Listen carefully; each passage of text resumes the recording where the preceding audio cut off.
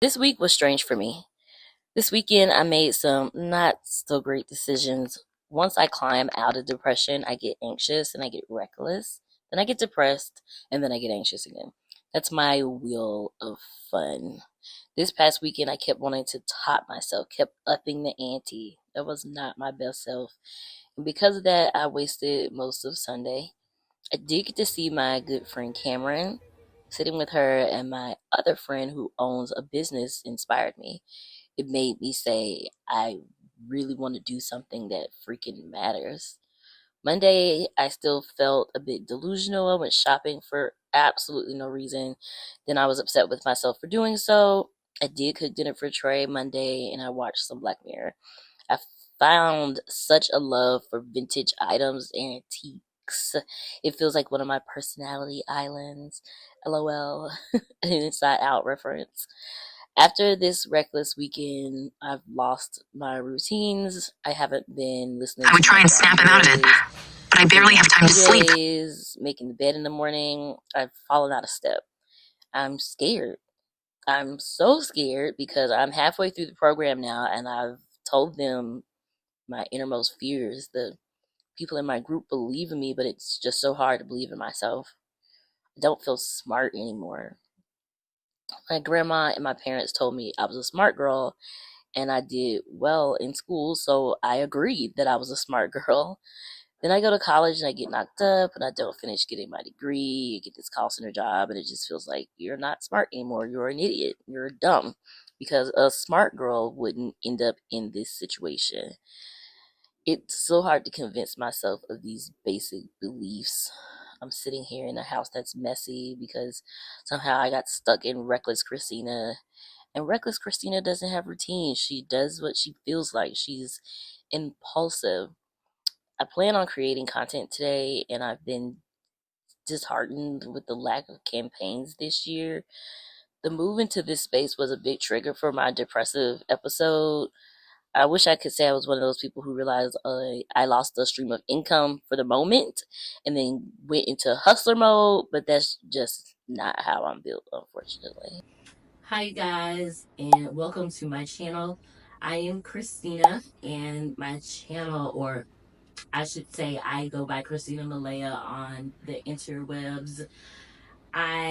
You probably just got finished watching a little bit of a montage with my voice speaking over it, and that's just because I felt like those were the emotions and the things that resonated with me lately, and I wanted to go ahead and just say them authentically how they came to me, and not, in my structured blurb at the end. So this is the intro, but really I said everything I needed to say about how I felt. So now we will go ahead and jump into the vlog. Alright, you guys, so we are headed to brunch. Not brunch, I'm lying, dinner. I'm in a different mindset. We're headed to dinner with, because I have multiple group chats, but we're heading to dinner with one of the group chats. And I'm really nervous. I'm a little nervous because I haven't really spent a lot of time with them in a very long time. Well, not, I don't know, very long time, it's not dramatic, but it's been a minute, and there's just been some changes between all of us as a whole.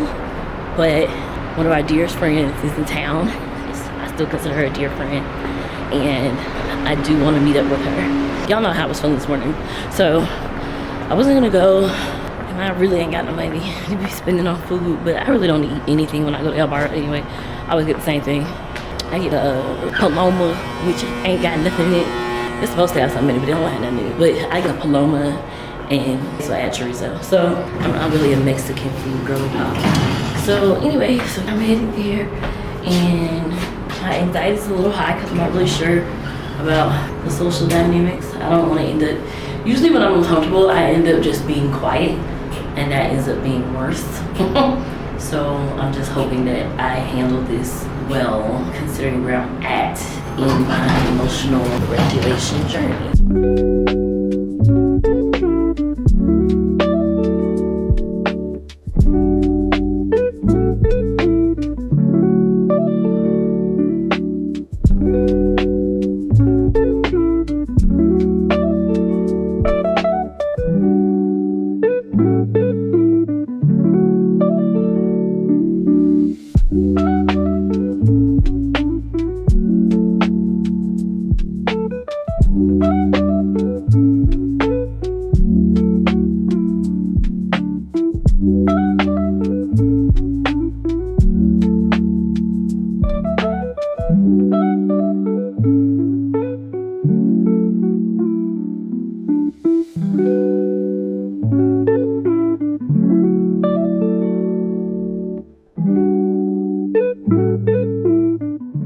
Alright, you guys, so we went to Bayonet for dinner, and ooh, I will say today was a day. It was very much emotional. Actually, you know, emotional for everybody. I feel like everybody's going through it at this point. Just pretend you don't see my bra straps. And now we're gonna do, what do they call this? Retail therapy. Retail therapy. So maybe I'll bring y'all along to TJ Maxx. Toodles. Okay, you guys, I'm in TJ Maxx, pretty much crashing out. Let's see if I can show you what I found. I just think this is super cute. It's from North Face, and I have brown leggings, and I just think it would be like a fun little take on, you know, like that whole like hunter vibe. Even though like that's not what I want to give, but I love me a fashion thing. Fashion. Okay, so then we have this. So cute. This jumpsuit, which you can't see. Let me see how far I can. It's like one of those like leg jumpsuits, y'all.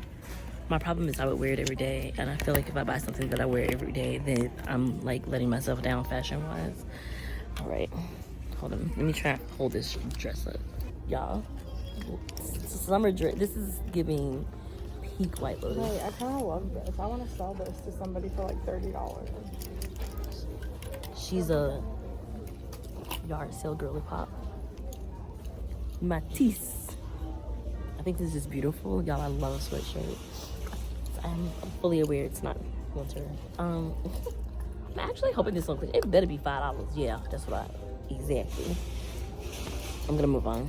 Hey guys, it is Thursday, and I thought I was coming to my friend's event called Harmony Heritage at we believe this is a plantation house. I'm really not sure. It is huge ground, but it doesn't look like it's enough ground to have cotton. But also, I don't know the history of the house yet because I haven't taken a tour, so I will update you later. But they've made it beautiful.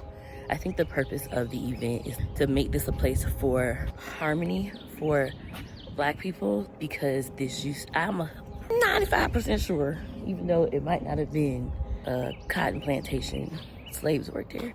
It's 170 years old, so very intrigued. I thought my friend was having an event here. They're starting a garden here where you can come get food freshly grown in the garden.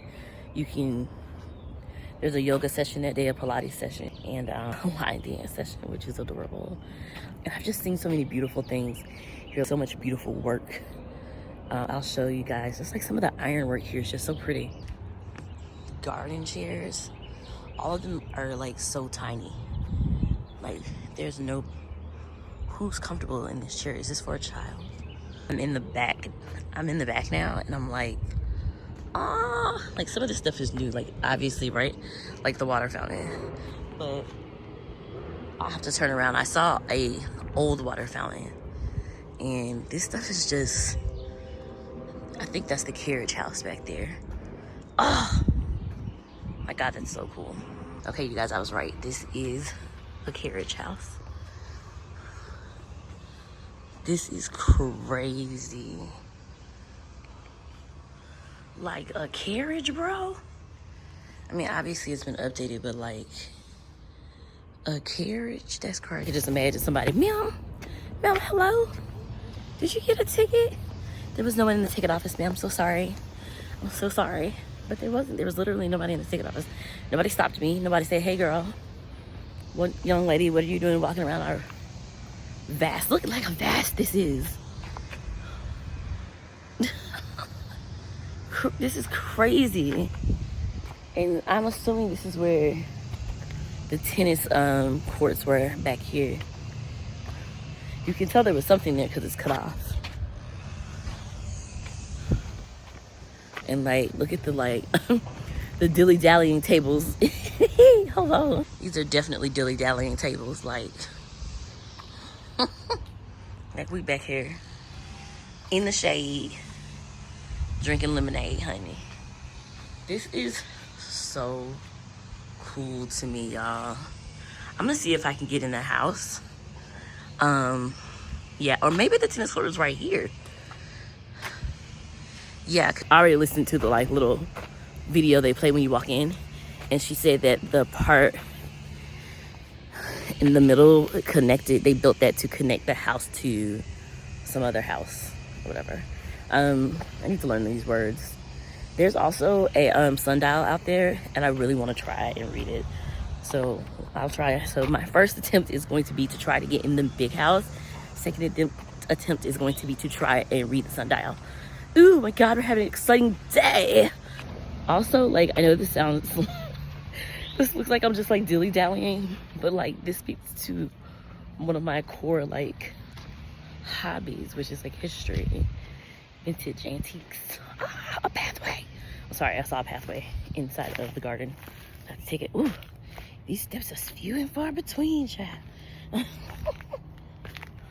This is not a good path, but anyway, this is speaking to like my true self, core self, whatever you want to say, and I think that's good for me. Yeah, that's good for me because I was starting to feel really detached because of like the weekend I had, which was like fun. It was like, it wasn't Coachella, but it was like, girl, are you at Coachella? Like, who do you think you are? You're, not to say that moms can't like have fun or whatever, like, but you have responsibilities, girl. Okay, you guys, this is the water fountain. You can tell they painted it. They've had to, because it's, yeah, they painted it. Because look at it, like, how freaking cool. How freaking cool, bro.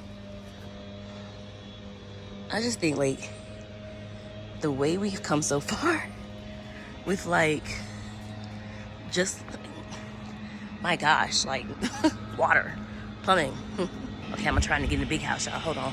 You're making this an unpleasant situation. You guys, if I see another candelabra that needs to come home with me, all of the candelabras deserve to be. First you want to look down here, okay?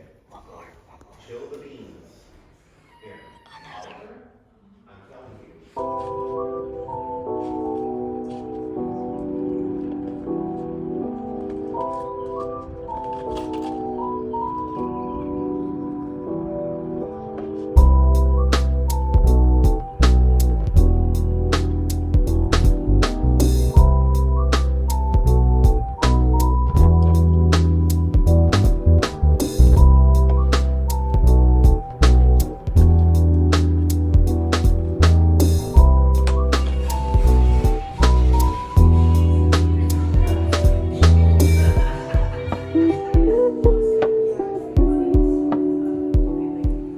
Hey you guys, I actually need to pay attention while I'm walking. I keep forgetting my vlog camera, so this is my phone.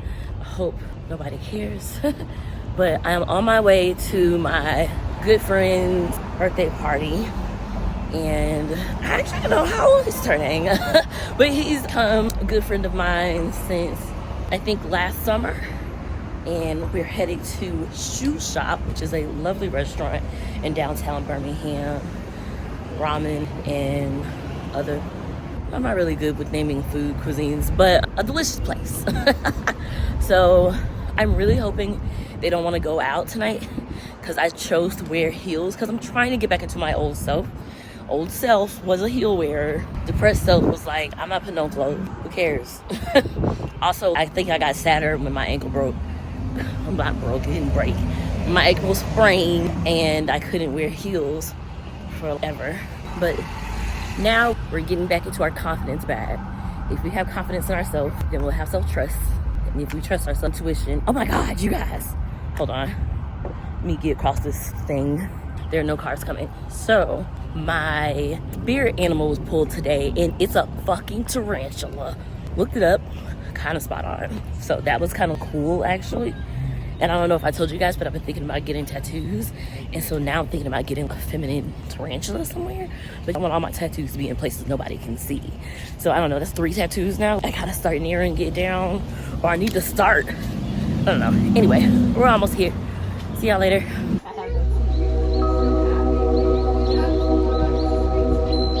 We had quite the week. So now it's time to go through 3 things I learned, 2 things that challenged me, and 1 thing I'm proud of. I wrote them down so I wouldn't forget, so that's why I got my iPad. So 3 things I learned.